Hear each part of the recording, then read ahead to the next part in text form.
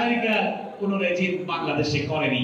বাংলাদেশের মানুষ, বাংলাদেশের ছাত্র জনতা তাদের সর্বোচ্চ আত্মত্যাগের মাধ্য দিয়ে এই রেজিমকে চেঞ্জ করেছে এবং শেখ হাসিনা তার স্বামীর দেশে চলে গিয়েছে।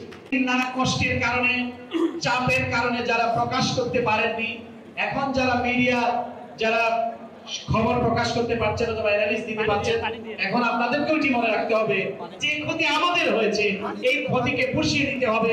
আমাদেরকে সাদাকে সাদা এবং কালোকে কালো বলে এই সমস্ত টিভি চ্যানেলগুলোর মালিকানা তারা পেয়েছে। সুতরাং এই মালিকানাতে ট্রান্সপারেন্সি আনতে হবে এবং সকলের সেখানে ন্যায্যতা প্রতিষ্ঠিত করতে হবে। বন্ধ করা কোনো সমাধান নয়, বরং এটাকে সংশোধন করা, এটাকে জনগণের উপযোগী করে গড়ে তোলা, একটি কাজের ক্ষেত্র তৈরি করা, সেটি সমাধান বলে একজন মিডিয়া কর্মী হিসেবে আমি মনে করি। তো যাই হোক, আপনারা অনেকে স্টেট ডিপার্টমেন্ট এবং বিদেশের কথা বলেছেন।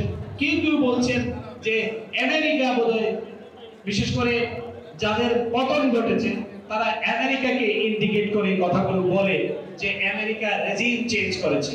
আমি হলফ করে বলতে পারি আমেরিকা কোন রেজিম বাংলাদেশে করেনি। বাংলাদেশের মানুষ, বাংলাদেশের ছাত্র জনতা তাদের সর্বোচ্চ আত্মত্যাগের মাধ্য দিয়ে এই রেজিমকে চেঞ্জ করেছে এবং শেখ হাসিনা তার স্বামীর দেশে চলে গিয়েছে।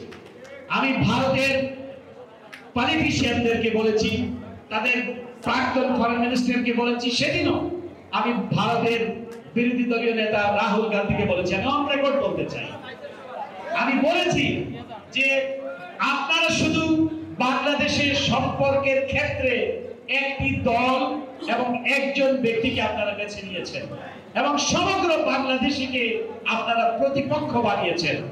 আপনারা যদি গণতন্ত্রে বিশ্বাস করেন, আপনারা যদি মনে করেন India is the largest democracy in the world, তাহলে আপনাদের মানুষের আকাঙ্ক্ষার প্রতি আপনাদেরকে গুরুত্ব দিতে হবে, মানুষের আকাঙ্ক্ষার প্রতি আপনাদেরকে শ্রদ্ধা পোষণ করতে হবে। আমি ভারতের সঙ্গে আমাদের সম্পর্ক হতে হবে বন্ধুত্বের, বন্ধুত্ব হতে হবে সমমতার, সমতা এবং সমমর্যাদার ভিত্তিতে। আপনি যদি আমার সুপিরিয়র ভাবেন তাহলে তার বন্ধুত্ব হবে না। অবশ্যই ভারত বাংলাদেশের একটি বড় প্রতিবেশী রাষ্ট্র, 54টি অভিন্ন নদী আমাদের রয়েছে, বিশাল ল্যান্ড বাউন্ডারি আমরা হেল্প করি, আমরা শেয়ার করি, কিন্তু ভারতের সাথে ভারতকে এটা বুঝতে হবে যে বাংলাদেশের মানুষকে, মানুষের হৃদয়কে জয় করতে হবে। বাংলাদেশের মানুষের পেছনে গোয়েন্দা সংস্থাকে লেলিয়ে দিয়ে বাংলাদেশের মানুষের মন পাওয়া যাবে না।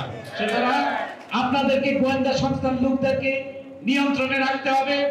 আপনাদের এই যারা গোয়েন্দা সংস্থা দিয়ে বাংলাদেশের মানুষের, সাধারণ মানুষের অধিকার কেড়ে নেওয়ার জন্য এই যে এস্টাবলিশমেন্টে যে কাজ করেছে, এটি অত্যন্ত অন্যায় কাজ করেছে, গর্হিত কাজ করেছে। আমি বলেছি এনাফ ইজ এনাফ। এখন আপনাদের ড্যামেজ কন্ট্রোলের সময়, এই ড্যামেজটা আপনাদেরকে কন্ট্রোল করতে হবে। এবং আমি রাহুল গান্ধী কিন্তু তিনি একমত পোষণ করেছেন, বলেছেন আমরাও একটা ব্যক্তি বিশেষের সঙ্গে, তিনি যেটি বলেছেন, যদিও তিনি সরকারে নাই, সরকারে যারা আছে তারা তো আপনারা জানেন তারা কারা, তাদের কিন্তু তিনি বলেছেন যে আমি এককভাবে কোনো ব্যক্তির সাথে, কোনো দলের সাথে সম্পর্ক আমরা করতে রাজি নই। আমরা বাংলাদেশের মানুষের যে অ্যাসপাইরেশন এবং প্রফেসর ইউনূসেরও ভূয়সী প্রশংসা তারা করেছেন, কিন্তু আমরা চাই মানুষের আকাঙ্ক্ষার প্রতি আমরা রেসপেক্ট করতে চাই। যদিও আমরা দেখেছি 2014 সালকে সুজাতা সিংকে তারা বাংলাদেশে পাঠাতে ভুল করেনি। সুতরাং এই ভুলগুলি আর করা যাবে না এবং বাংলাদেশের মানুষকে দমিয়ে রাখার অথবা পারচেজ করার চেষ্টা নয়াদিল্লি যাতে না করে। আমাদের পরিষ্কার, আমরা স্বাধীন জাতি, আমাদের সক্রিয়তা